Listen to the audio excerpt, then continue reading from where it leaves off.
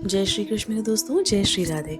दोस्तों, हमारे शास्त्रों में एक कथा आती है विष्णु भक्त प्रहलाद की। यह कथा लगभग आप सभी ने सुनी होगी, लेकिन पूर्ण कथा क्या है दोस्तों, ये शायद आप बहुत कम लोग जानते हो। आइए दोस्तों, आपको सुनाती हूँ भक्त प्रहलाद की पूर्ण कथा। कैसे एक असुर पुत्र होने के बाद भी भक्त प्रहलाद दिन रात हरि भजन में लीन रहते थे। भगवान वराह ने हिरण्यकश्यप के भाई हिरण्याक्ष को वराह अवतार लेकर मार दिया था। ये हिरण्याक्ष जो थे, ये हिरण्यकश्यपु के छोटे भाई थे। हिरण्यकश्यप ने जब अपने छोटे भाई का वध देखा तो भगवान विष्णु से बैर कर लिया। भगवान विष्णु को अपना शत्रु मानने लगे और उन्होंने ब्रह्मा जी की कठिन तपस्या करके एक वर प्राप्त किया। इनको ब्रह्मा जी का वरदान था कि हिरण्यकश्यप ना नर से मरेंगे, ना पशु से मरेंगे, ना अस्त्र से मरेंगे, ना शस्त्र से मरेंगे, ना दिन में मरेंगे, ना रात में मरेंगे, ना घर में मरेंगे, ना घर के बाहर मरेंगे, ना धरती पे मरेंगे, ना आकाश में मरेंगे। तो दोस्तों, जब ऐसा वर इनको मिल गया, इनको ब्रह्मा जी का ऐसा वरदान मिल गया, तो ये अपने आप को भगवान समझने लगे। भगवान विष्णु को तो अपना शत्रु मानते ही थे, देवताओं पर अत्याचार करने लगे। तो दोस्तों, जब ये इनकी जो पत्नी थी कयाधु, जब ये गर्भवती थी, जब प्रहलाद जी कयाधु के गर्भ में थे, तब देवराज इंद्र कयाधु को बंदी बना के ले जा रहे थे।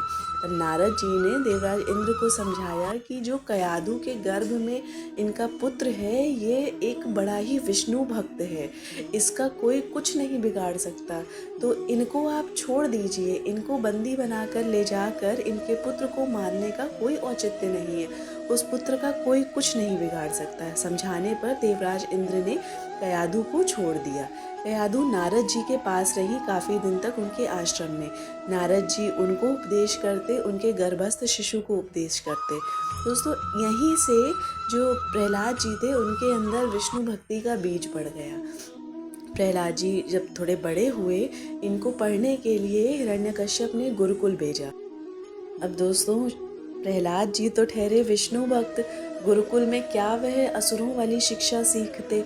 वह तो सिर्फ अपनी हरि भक्ति में लीन रहते थे। जब एक बार गुरुकुल से लौट के आए, पिता हिरण्यकश्यप ने पूछा, बेटा तुम गुरुकुल में क्या सीखते हो, कुछ मुझे भी बताओ, क्या वहाँ तुमने सीखा? तो प्रहलाद जी ने उनको बताया कि भगवान हरि ही सब कुछ है, सब कुछ जो है हरि है, हरि ही सबके भगवान हैं, सब जगत करता, सब सुख करता, सब दुख हरता, सब कुछ करने वाले जगत पिता श्री हरि हैं। जो ही भगवान विष्णु के विषय में प्रहलाद जी ने बताना प्रारंभ किया, हिरण्यकश्यपु को एक बार लगा कि कोई ऐसा है जो शायद मेरे पुत्र को बहला रहा है। गुरुकुल में दोबारा भेजा, गुरुओं से कहा कि इनको सही से शिक्षा दीजिए। पर प्रहलाद जी की शिक्षा कहाँ बदलने वाली। प्रहलाद जी दिन रात फिर अपना हरि भजन में लीन रहते थे। इस बार जब आए, तो जब हिरण्यकश्यप ने पूछा, बेटा क्या सीख के आए हो, तब इन्होंने हिरण्यकश्यप को नवदा भक्ति सिखाई।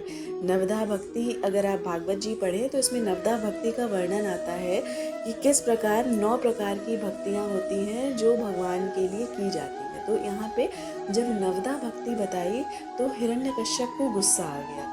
हिरण्यकश्यप ने अपने ही पुत्र को मारने की सोच ली। हिरण्यकश्यप ने अपने पुत्र को मारने के लिए इतने प्रयास किए, उनको अपनी बहन होलिका के साथ जलाने का प्रयास किया। जिस होलिका को यह वरदान था कि अग्नि उसे भस्म नहीं कर पाएगी, एक वस्त्र उनको मिला हुआ था, वह होलिका अग्नि में जलकर भस्म हो गई। प्रहलाद जी को अग्नि एक खरोंच भी नहीं मार पाई। अग्नि प्रहलाद जी को शीतल लगने लगी। उसके बाद जब एक बार प्रहलाद जी को हिरण्यकश्यप ने हाथी के नीचे कुचलवाने की सोची, तो हाथी ने प्रहलाद जी को उठाकर अपने सिर पर बिठा लिया।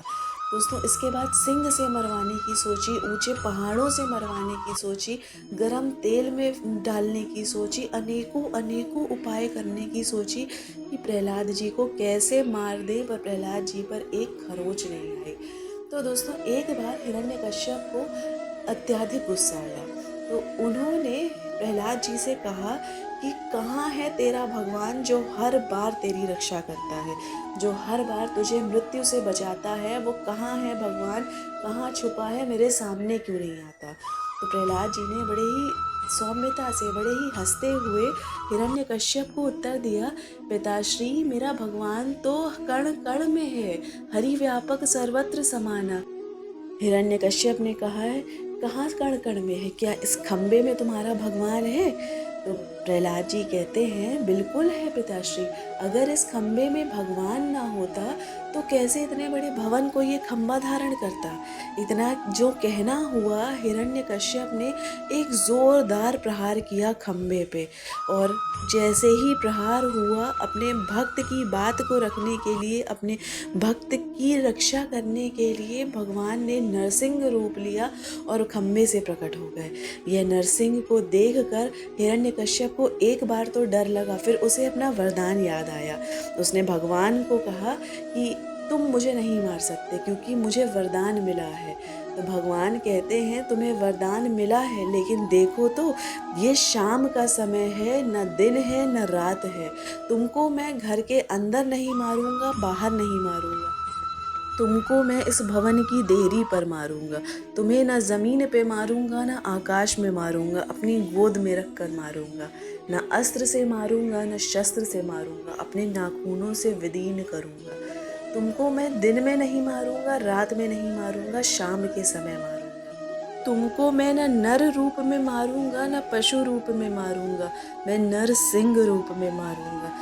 तो दोस्तों, इस तरह भगवान हिरण्यकश्यप को अपनी गोद में लिटाकर अपने नाखूनों से विदीर्ण करते हैं और हिरण्यकश्यप का वध करते हैं। इसके बाद दोस्तों, भगवान प्रहलाद जी को इतना प्यार करते हैं, इतना प्यार करते हैं, उनके कपोलों को सहलाते हैं, उन्हें चूम रहे हैं, चाट रहे हैं। दोस्तों, भगवान अपना इतनी करुणा, इतना इतना प्यार प्रहलाद जी पर लुटा रहे हैं। फिर प्रहलाद जी से पूछते हैं, बोलो भक्त, तुम्हें क्या चाहिए। प्रहलाद जी भगवान को उत्तर देते हैं, प्रभु अगर मुझे कोई वर देना ही चाहते हो तो ऐसा वर दे दो कि कभी मैं इस मोह माया में ना पड़ूं, कभी मुझे तुमसे कुछ मांगना ही ना पड़े। दोस्तों, ये थी कथा भक्त प्रहलाद की, जो दिन रात नारायण नारायण हरि भजन में लीन रहते थे। असुर पुत्र होने के बाद भी बड़े हरि भक्तों में इनका नाम आता है। इनका नाम ध्रुव जी, प्रहलाद जी, ये कुछ ऐसे भक्त हुए हैं जिनका नाम बड़े बड़े हरि भक्तों में लिया जाता है। कथा पसंद आई हो, वीडियो को लाइक एंड शेयर